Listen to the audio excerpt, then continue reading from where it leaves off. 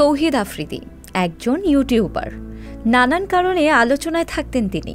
কখনো নিজের প্রতিপক্ষকে সমালোচনা করে, কখনো বাবার ক্ষমতা দেখিয়ে, আবার কখনো ডিবি হারুনের সাথে নানান রকম ভিডিও নিয়ে। তবে আওয়ামী সরকার পতনের পর যেন অনেকটা আত্মগোপনে চলে যান তিনি। দীর্ঘ সময় আড়ালে থাকলেও এতদিন পর সামনে এলেন নিজের বিয়ে নিয়ে। তৌহিদ আফ্রিদি বিয়ে করেছেন এমন ছবি ও ক্যাপশনে কিছু ছবি ভাইরাল হয় 13ই অক্টোবর।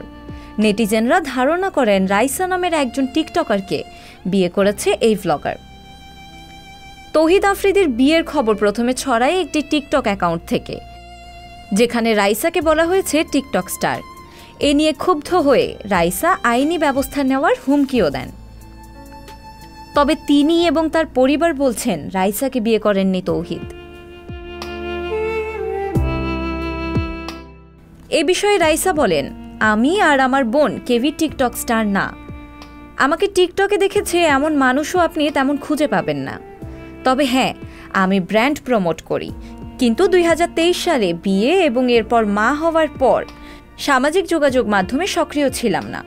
আমার পরিবার, স্বামীর পরিবারের একটা ভালো পরিচিতি আছে, এরপরও এমন বুলিং কাম্য নয়। সামাজিক যোগাযোগ মাধ্যমে নানা চর্চা থামাতে নিজ মুখেই স্বীকার করলেন রাইসার ছোট বোন রামিসা আল রিসাকে বিয়ে করেছেন তৌহিদ আফ্রিদি। যমজ হওয়ায় তাদের দুইজনকে অনেকটা একই রকম লাগে বলে অনেকেই রিসাকে রাইসা বলে ভুল করছেন বললেন তিনি।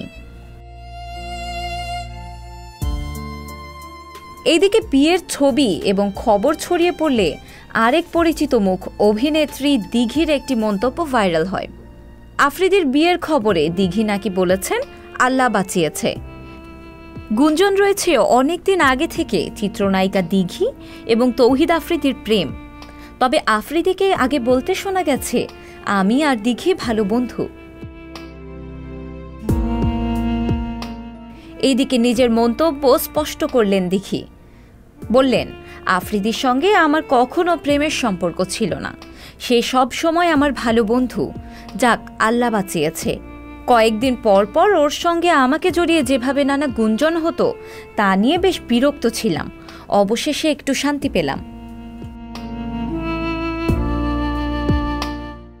শিলা ইসলাম, সংবাদ প্রকাশ।